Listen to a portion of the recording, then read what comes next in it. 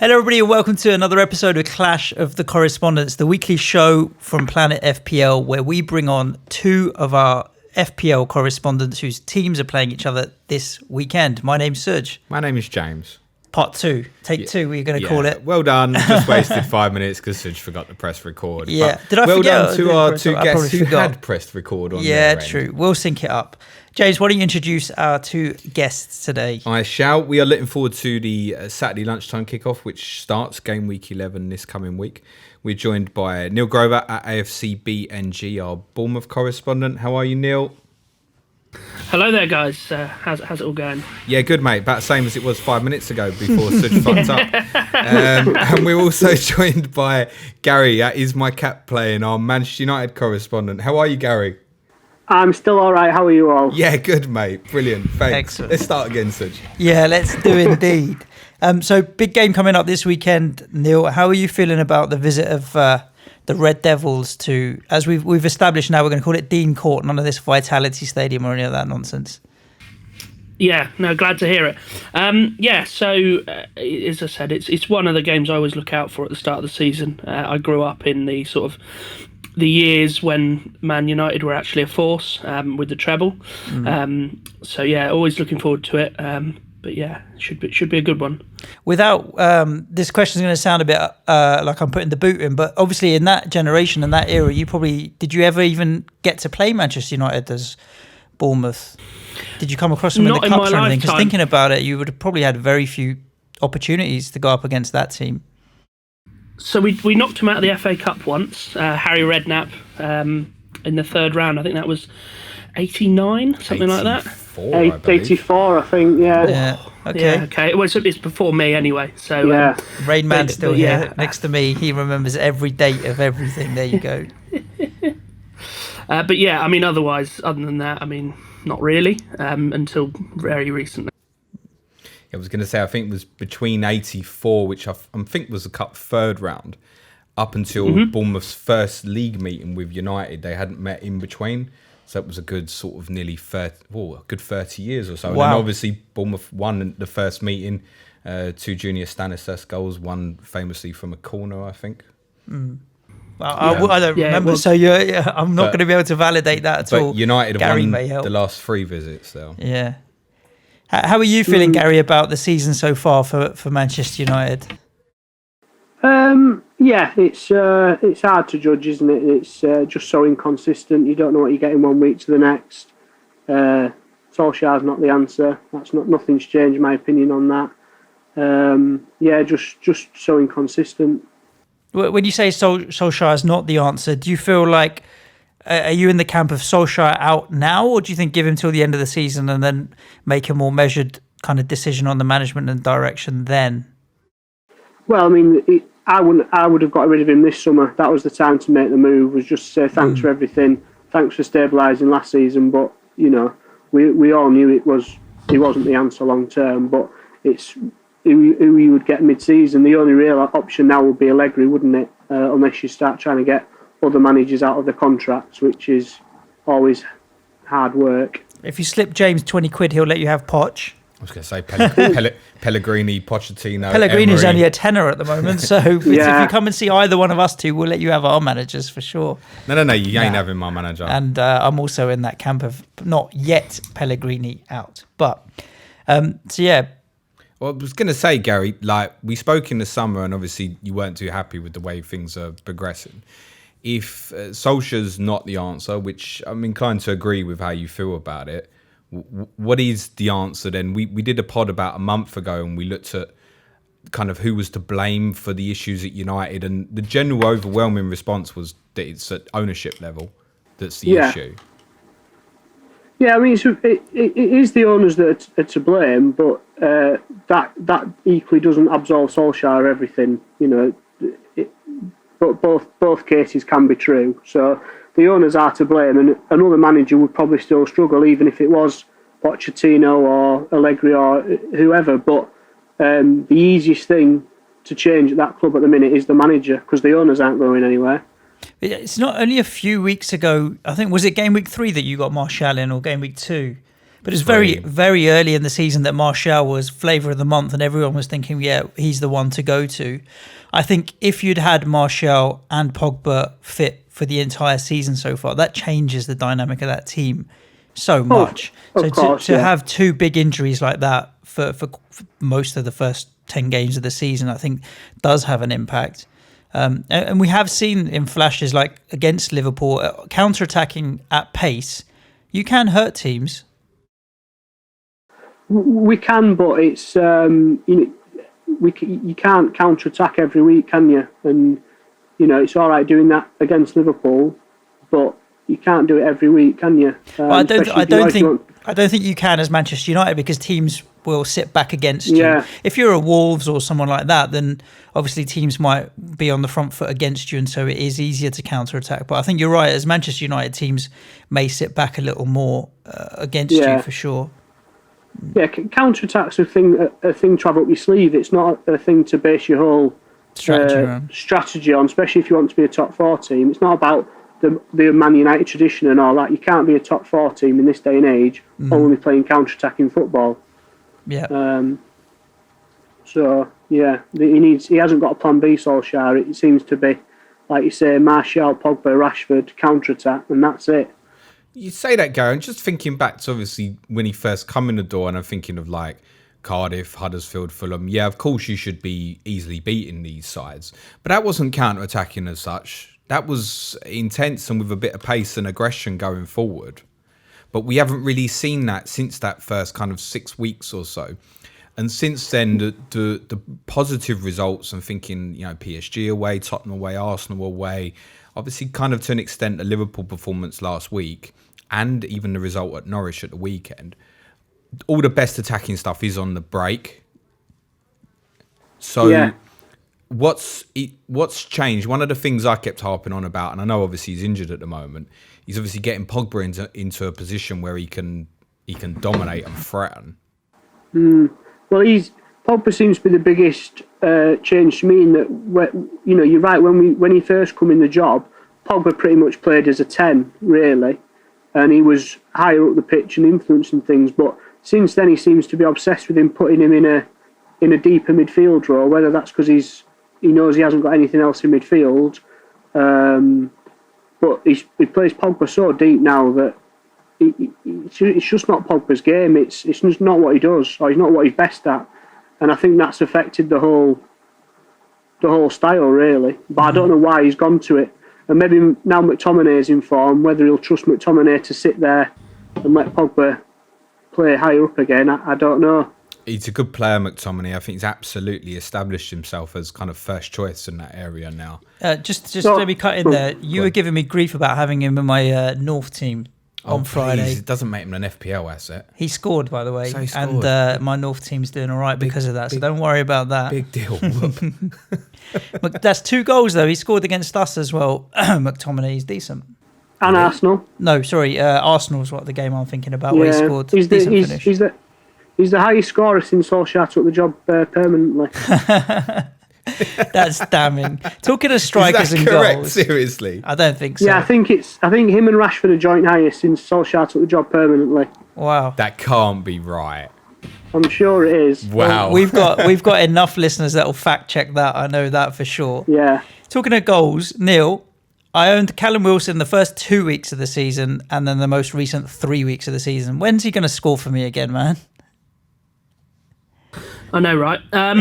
Yeah, it's a difficult one because he went on that like really sort of golden patch of what was it, five games, basically up to the first international break, where he scored or assisted every single game. Yeah, I think he had 7 in a row in the end, wasn't it? Seven attacking returns.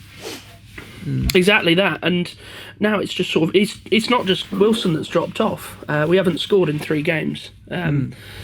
Admittedly, Arsenal away. You can't say they've got the best defence. Arsenal away are leaky. Yeah, I don't understand. I don't know how we didn't score that game. And Norwich at home should have scored there, really. And how we didn't score on Saturday either. So I don't have the answer to that, I'm afraid. Yeah, and there is the attacking talent there that you should be scoring. I mean, King, Wilson, Solanke, yeah. But then even behind them with Stanislas, Fraser, Harry Wilson. I know David Brooks has been out all season. Billings come in and done all right as well. Yeah. Oh no. I mean, Billing and Lerma have been sort of the linchpin of our midfield, somewhat to the detriment of our creative flair. So what we're crying out for really is to add Brooks or Lewis Cook back into that midfield. I think because what's been happening is we have been relying on the break too much. So when you've not got Fraser firing, there was no creativity on Saturday, I didn't think. You've also got Dan Juma to add to that list as well of players, the creative players he missed, or rather Ben Foster pulled off quite a good save against him on Saturday that he should have scored. Yeah, I think, Neil, you're absolutely spot on what you're saying there about Lerma and Billing. It's something I kind of was looking at the weekend, was watching the highlights of your game at Watford in terms of, it does feel like there's a small switch happening with Bournemouth to a more aggressive style, can we say? I think there's times where you've out-footballed teams of better quality but been out-fought by inferior sides, if that makes sense in a way. And I feel like that area where you've probably over the years you've had people in there like Sermon, Arter, Lewis Cook's another one. He's a very good footballer. And I think he's tried to stiffen up that side of the pitch because he's quite rare in the fact that he does want to play with 4 out-and-out attacking players, really. But I think you're right. It's having more of a detriment than a progressive output for Bournemouth at the moment. Yeah, I mean, I think what it stems to is that it was well observed prior to this season that we were conceding a lot of goals. We were very weak at the back. So I think what he's done and what Billing has done is tried to add a bit more steel to the centre of the park. However, what's happening is both Billing and Lerma are dropping back, and you're ending up with kind of 4 centre-backs and no one pushing the ball up the pitch. So we're then having to play long ball or go down the wings, which is causing some issues there. So, and then just not going in at the end. But yeah, I think we've almost gone too far the other way at the moment. Okay, so to switch that back towards kind of an FPL conversation, you've got a tough run of probably 11 or so games, I'd say, coming up, Neil, where there's obviously winnable fixtures, Newcastle, Wolves, Palace, Burnley, Brighton, but they could go either way. And you've got a few of the so-called more established clubs, United, Spurs, Liverpool, Chelsea, Arsenal in that run as well. Yeah. The inconsistencies of Bournemouth assets is kind of proven by the fact you just played 3 of the poorest sides defensively and not scored is concerning. But then we've been here and so many times with Bournemouth in the past, it feels, where at the time you expect it most, it will disappoint you.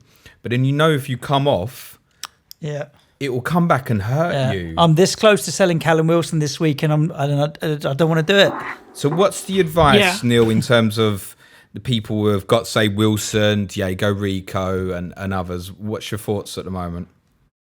So I would say Rico, 100%. He's definitely worth keeping. He doesn't look like making a mistake at the moment. He's locked in at left back. He's been taking all of our corners. When Harry Wilson's not on the pitch as well, he takes the free kicks. So he will start to return. I think we've had 2 back-to-back clean sheets to look at it in a positive way. I think you'd be unwise to have more than one Bournemouth attacking option. I've got 2 at the moment, but I've got Harry Wilson and King at the moment. The curse of the fan, right? 100%. I've been trying to get rid of probably Harry Wilson for the past couple of weeks, but there were other avenues I needed to deal with first. Fortunately, I brought Chilwell in at the last minute this week. So, lovely. So happy with that. But I think stick if you've got one of them, because like you said, it will always happen that Wilson will go and score a hat-trick on Saturday or something out of nowhere. He certainly has that ability, but I wouldn't have 2 of them. No. What's the threat to Rico, Neil, in terms of, say, Lloyd Kelly? Because I believe he's fit again now. Is that right? He is, yeah. He is fit. It's a surprise that he hasn't started the season. I mean, he did get injured, but otherwise, I think he would have been first choice left back. But the fact is that Rico isn't doing that much wrong. You can't drop him at the moment. He's creating stuff. He's giving us a set piece option, which without Stanislas we've been lacking. So he's not really done anything to warrant Kelly coming in. When he does get dropped, I think he will stay out though. Yeah, that's interesting. If you were an owner, do you say you've got him as well, Neil? I haven't got Rico. No. I've got King and Harry Wilson. If you did, would you start him at the weekend? Yeah. I think he gives you enough going forward, and we haven't looked like scoring. We haven't really looked like massively conceding either the past couple of weeks. Arsenal aside from a corner. We've looked very solid. I think it is worth mentioning Ramsdale as well. I think I did say a couple of weeks ago that once he gets a clean sheet, he could really be worth keeping an eye on. At 4.5 last time I looked. So yeah, there's some good options there, and he's making a lot of saves. Yeah, he's done all right, Ramsdale. Particularly last few, I was impressed with the save from Delafeu, how quick he was off his line and spread himself at the weekend. England have such a poor quality of goalkeeper choices that I think he might even get a look in. Neil, tell me... It's that poor. England's choice of goalkeepers it's poor. Not hideous. Yeah, no, it's poor. I've seen worse. If Pickford's your number one, it's poor, isn't it? Yeah, thanks, Gary. Yeah, sure. I don't think it's that bad. Lee Grant's third choice at United. He'd get a shot, I think. Well, he'd get Henderson back sooner rather than later. Neil, I'm in a position now where I've made a few bad choice Bournemouth selections over the last few years. I'm thinking Chris Metham's the one that will come back and bite me from the blank game weeks.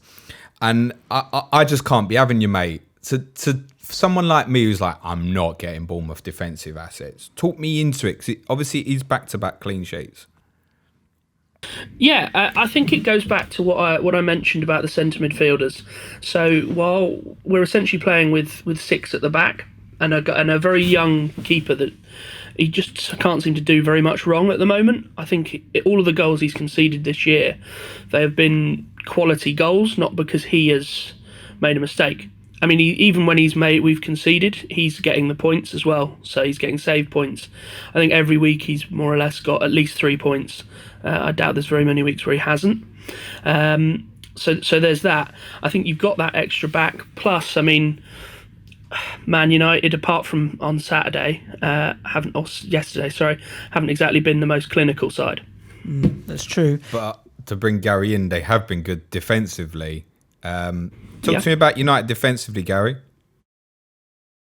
They've been decent. And they're not conceding many chances. I'm not sure how many clean sheets we've actually kept either, though. We've probably only kept a handful, but we're not conceding. We've seemed to be conceding ones every week, pretty much, I think. Not many teams are keeping a lot of clean sheets, to be fair, though. No, I think we're similar to Liverpool in a way, in that we're not keeping clean sheets, but we're not conceding 2s and 3s either.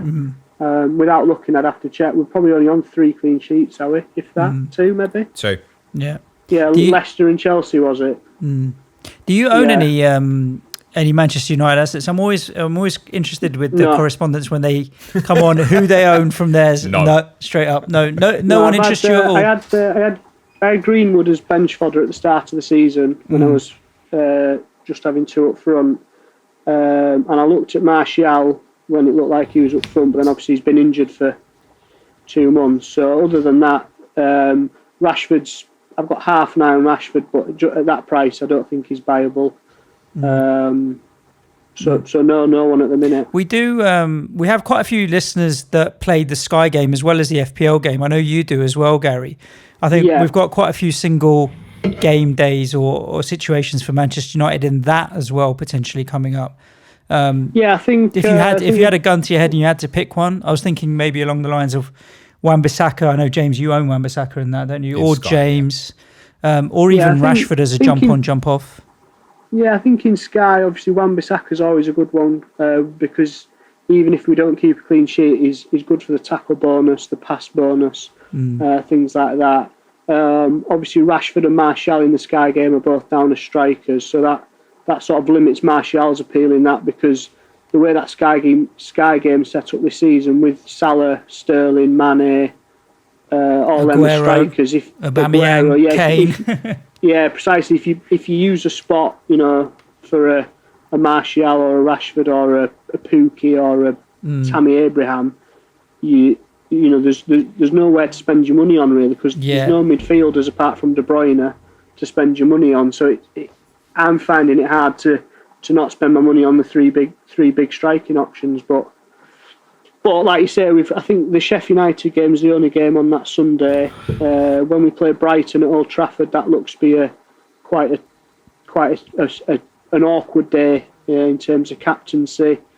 I can't remember when the fixtures fall off the top of my head, but is there a Monday night game somewhere or another Sunday? I can't think without looking. But yeah, I think in Sky, there's definitely people to look at: Rashford, Martial, Wan-Bissaka, even McTominay in Sky, because cheap passing is cheap. Passing, tackling, shots, goals. You might pick up a 5 or 6 points from him, even if he has what you would call a blank. So that's true for FPL, Gary.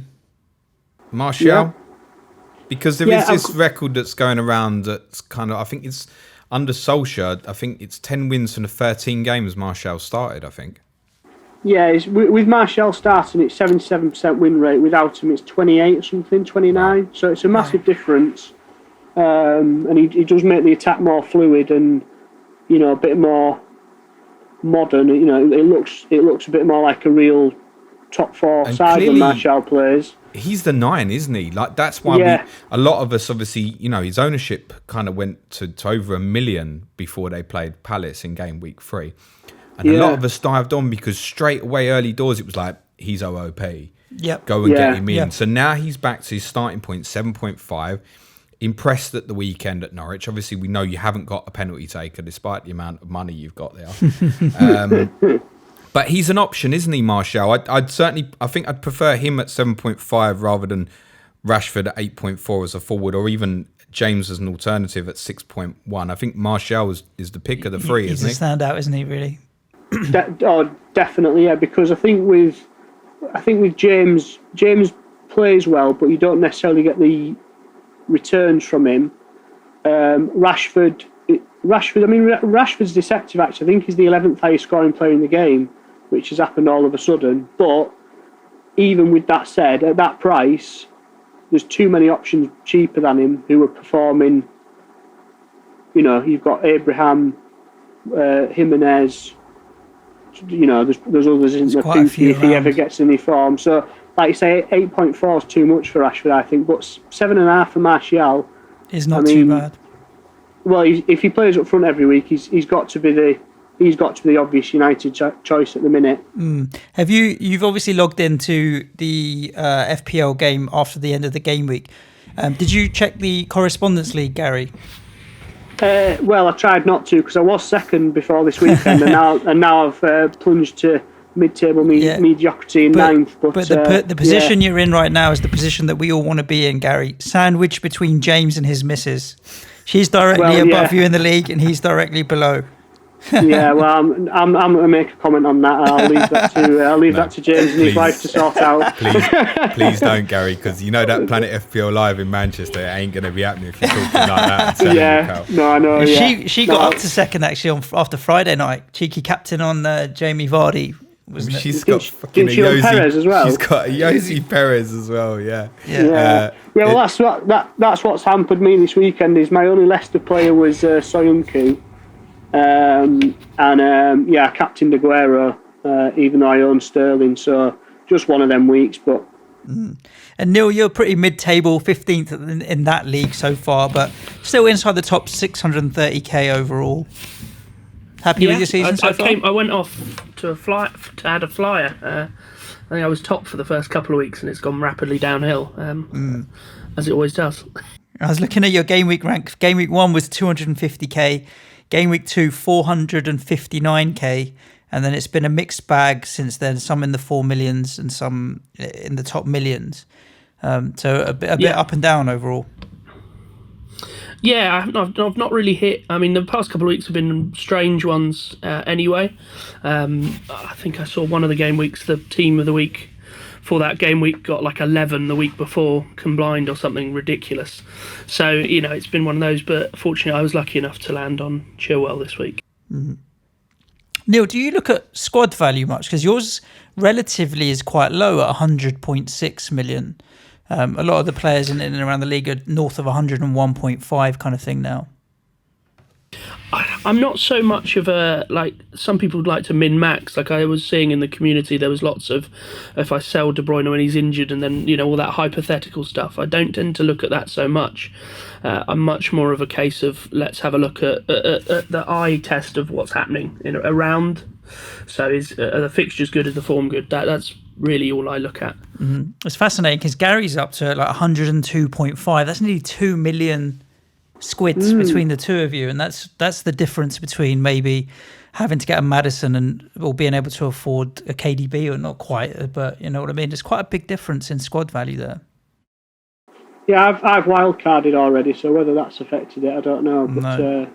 I didn't. To be honest, I didn't even know what my squad value was. I never even look at it. I just buy the players I want, and I'm not for. I don't want to buy players on a Monday just to get the value out of them. I just like your on a Thursday. I just wait till a Friday and know who I want to buy. I'm not buying players to watch them get injured. Just earn 0.1 million on them. Yeah, and I think this year that's more of a sensible approach because there are so many good value players within this game. I mean, like this time last week, nobody would have been speaking about, say, Harvey Barnes or Yosi Perez, who at the time of recording you can get for 6 and 5.9 respectively, right?